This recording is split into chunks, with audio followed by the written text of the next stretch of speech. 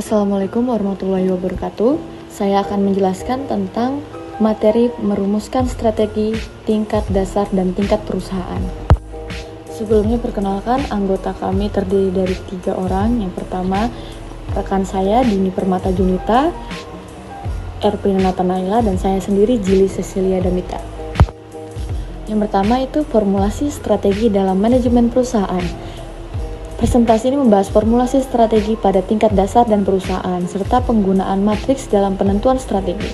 Kita akan membahas hakikat formulasi strategi, tahapan penyusunan strategi, tingkat formulasi strategi, dan pendekatan strategi Safari. Kita masuk ke hakikat formulasi strategi. Yang pertama ada analisis strategi. Formulasi strategi adalah tahap awal dalam pengembangan rencana bisnis. Proses ini melibatkan identifikasi visi, misi, peluang eksternal, kekuatan internal, dan penempatan tujuan jangka panjang. Selanjutnya ada perencanaan strategi. Perencanaan strategis mencakup penentuan tindakan yang diperlukan untuk mencapai tujuan. Ini melibatkan alokasi sumber daya yang bijaksana untuk mendukung pelaksanaan strategi perusahaan. Pemilihan strategi tahap ini melibatkan pemilihan strategi yang paling efektif berdasarkan analisis dan perencanaan yang telah dilakukan. Strategi yang dipilih harus sesuai dengan tujuan jangka panjang perusahaan.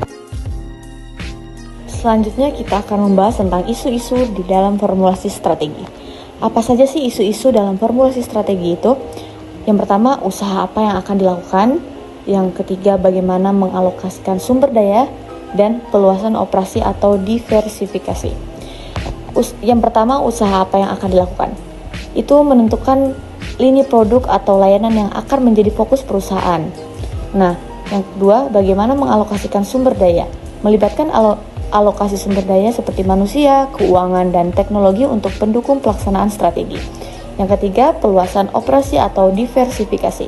Keputusan apakah akan memperluas operasi dalam lini produk yang sama atau beralih ke lini produk yang baru.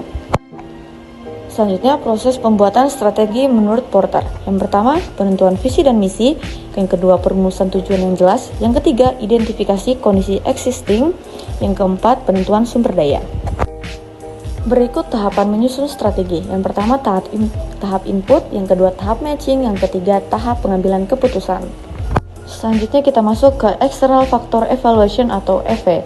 EV adalah rangkuman dan evaluasi dari peluang dan ancaman dari lingkungan eksternal. Strategi yang digunakan dalam pengumpulan data harus mempertimbangkan aspek ekonomi, sosial, budaya, demografi, lingkungan, politik, pemerintah, hukum, teknologi, dan informasi yang berkaitan dengan persaingan. Tingkat formulasi strategi. Yang pertama ada korporat, strategi yang berdampak pada seluruh perusahaan. Yang kedua, bisnis, strategi difokuskan pada lini bisnis tertentu. Yang ketiga, fungsional, strategi berkaitan dengan setiap fungsi spesifik dalam perusahaan. Yang terakhir, operasional, strategi berkaitan dengan taktik dan keputusan harian. Kita masuk ke pendekatan alternatif. Yang pertama, pemburu strategi, berfokus pada perencanaan formal dan sistematis. Yang kedua, pembuat alokasi, melibatkan alokasi sumber daya berdasarkan perencanaan dan analisis terinci. Yang ketiga, pendekatan keuntungan bersaing, berfokus pada pencapaian posisi yang unik dan sulit untuk ditiru dalam pasar. Alat dalam strategi Safari. Yang pertama, pendekatan adaptasi. Yang kedua, pendekatan keputusan. Yang ketiga, pendekatan konfigurasi. Strategi itu yang pertama, strategi dipandang ada sebagai proses yang dinamis dipengaruhi oleh persepsi pemimpin. Yang kedua, perusahaan belajar dan pengalaman dan mengubah strategi sesuai pembelajaran. Yang ketiga, berfokus pada distribusi kekuatan dan politik dalam organisasi. Baik, kesimpulan dari materi ini adalah formulasi strategi adalah proses penting dalam manajemen perusahaan. Dengan memahami hakikat formulasi strategi, tahap penyusunan strategi, tingkat formulasi strategi, dan pendekatan strategi Safari, perusahaan dapat merumuskan strategi yang efektif untuk mencapai tujuan bisnis mereka. Langkah selanjutnya adalah mengimplementasikan strategi yang akan dirumuskan dan terus memantau serta mengevaluasi hasilnya untuk memastikan keberhasilan jangka panjang. Sekian dari penjelasan tentang materi ini. Kurang lebihnya mohon maaf.